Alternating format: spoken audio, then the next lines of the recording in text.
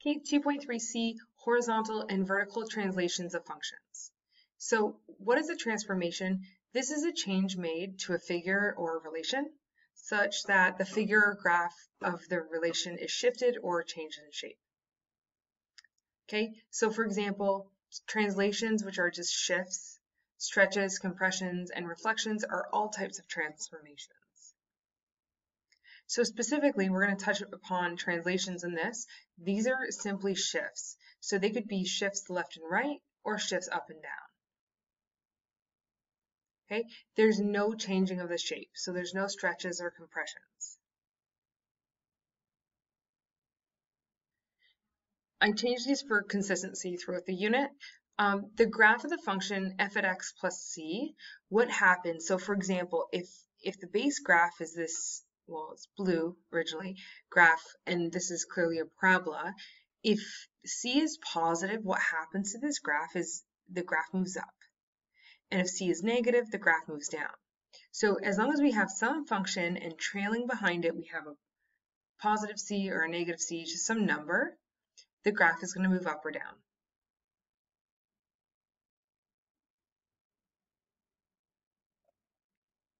Okay, and then here's more consistency. Okay, the graph of the function f at x minus h. This is what happens. So assume that our base graph here is the red graph. So what happens to this base graph if x is located in a bracket with a number, plus or minus a number? Well, if that h value is positive, then the graph moves right. And if that h value is negative, then the graph moves left, that number of units. Okay, so please note that there is a negative sign built in, so built in to this bracket. So whatever sign that it looks like inside of this bracket, the h is actually opposite of that.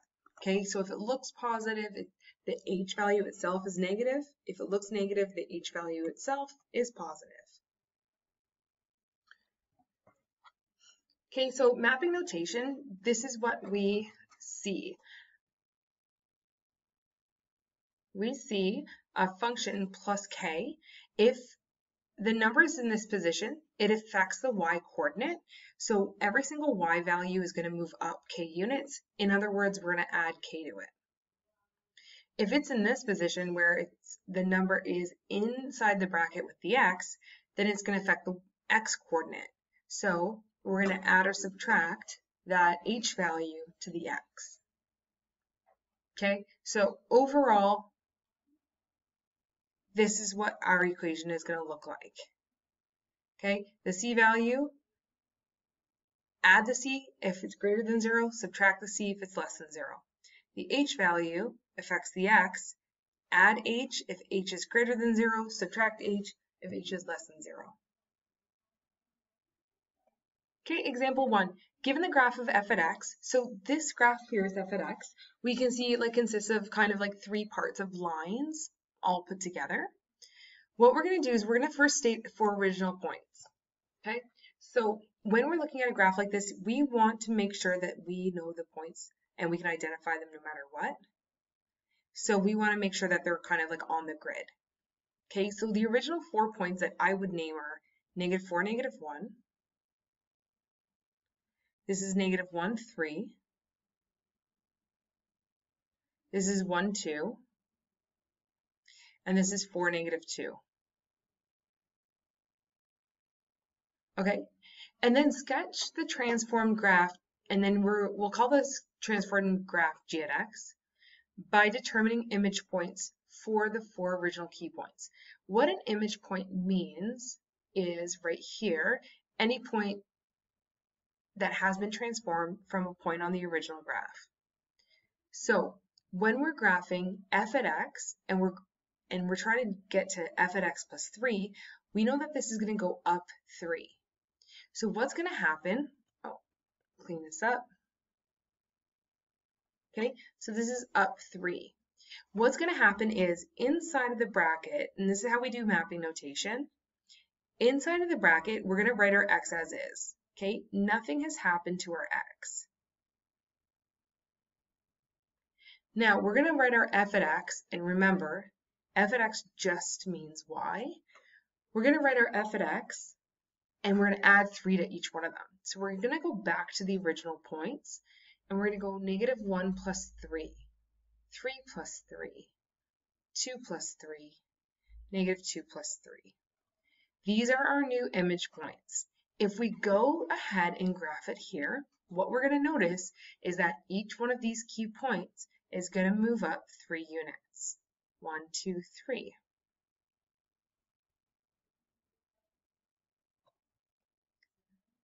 This straighter. Okay. 1, 2, 3. That's better. 1, 2, 3. Okay. So that is our new graph. Okay. For the second one, I'm going to just copy down these 4 points because we're going to use the same 4 points. But this time, we're going to map f at x onto f at x minus 2. And I'm going to get a little smaller here. Okay, so what this means is that we're going to go right 2 units. Well, when we go right and left, if you look at like a right and left arrow, it corresponds with the x-axis.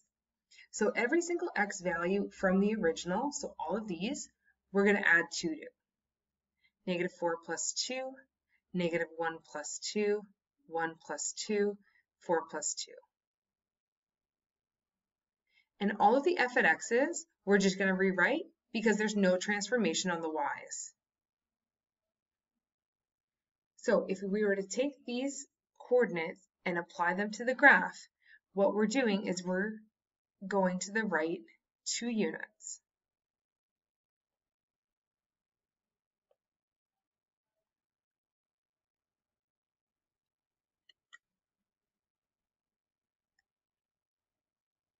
Okay, now we're going to take a look at this function here. It looks like the root x function. Okay, so let's pick out 4 key points. 0, 0, 1, 1. Let's go 4, 2, 9, 3.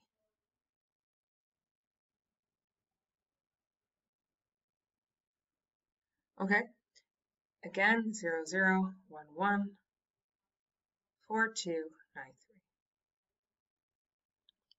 Okay, so what's going on in the first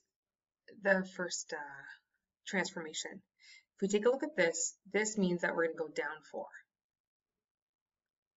So all of the x values stay the same, 0, 1, 4, 9, because there's no effect on the x coordinate, and every single y coordinate, or f at x coordinate, is going to go down 4, so we subtract 4. So we go to the original key points, which are these 4 here, and we take 0 minus 4, 1 minus 4, 2 minus 4, and 3 minus 4. Okay? In other words, if we took this function, 1, 2, 3, 4, 1, 2, 3, 4, every single point on it, as long as I had an arrow here, every single point on it would go down 4. Now, x plus 3. This time, the number's in the bracket. So what does this mean? This means that we're going to go to the left 3 units, which is going to affect our x coordinate. So every single coordinate for the x's, we're going to subtract 3. So we're going to go 0 minus 3, 1 minus 3, 4 minus 3, 9 minus 3. Okay, and then we're going to write our f at x, aka our y coordinate, just as is. Okay, nothing happened to the y. So if we were to plot these points, they would also plot 3 units left of the original. Oh, that's not the original. Sorry, original. 1, 2, 3, 2, 3, 1, 2, 3, 1, 2, 3. Okay, we can do this to any function, and these the h and the k values are going to be in the same position for any of the following functions. So we're going to deal with linear, which is what we dealt with in grade 9, which is like y equals x or f at x equals x. Okay, the quadratic function, which is f at x equals x squared. This is our parabola from grade 10. Now our new radical and rational functions, radical being the function that looks like this, right, half a parabola, and the rational function, which is one function, but it's two different pieces of it. Okay, so again, same transformations can be applied to all of these graphs.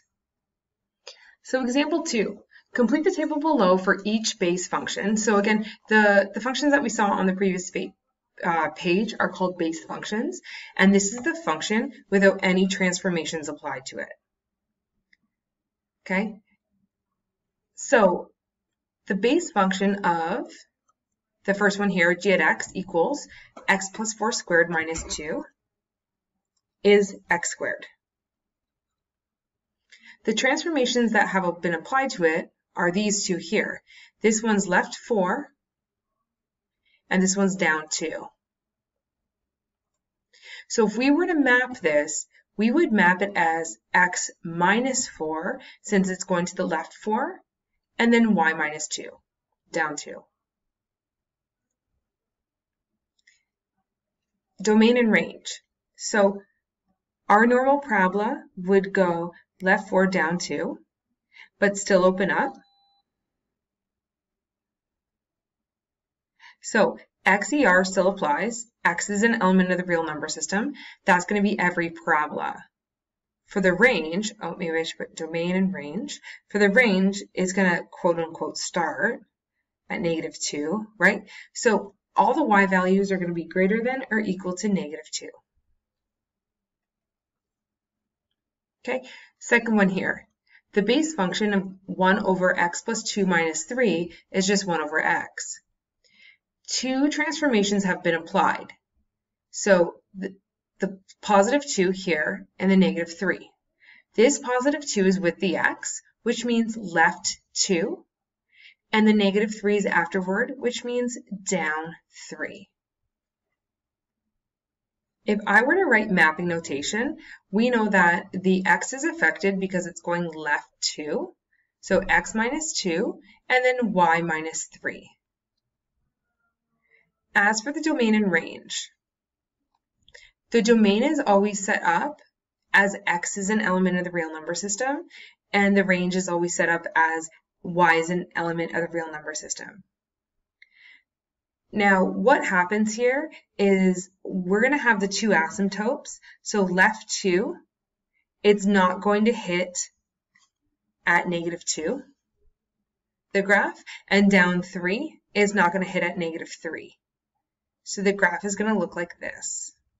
So x will not equal -2, and y will not equal -3. Okay, and the last one here. G at x equals root x minus 1 and then plus 5. So this is clearly a root x function. We have two transformations on it. We're going to go right 1 because it's like kind of in that bracket with the x, and then we're going to go up 5. So if we're going to the right 1, we would add 1 to every x coordinate, and if we're going to go up 5, we would add 5 to every y coordinate. So what happens here is right 1, up 5. This here is kind of like our starting point, right? 1, 5. So for domain and range, we're still going to quote x is an element of the real number system.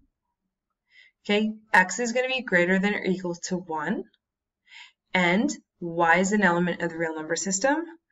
Y is going to be greater than or equal to 5.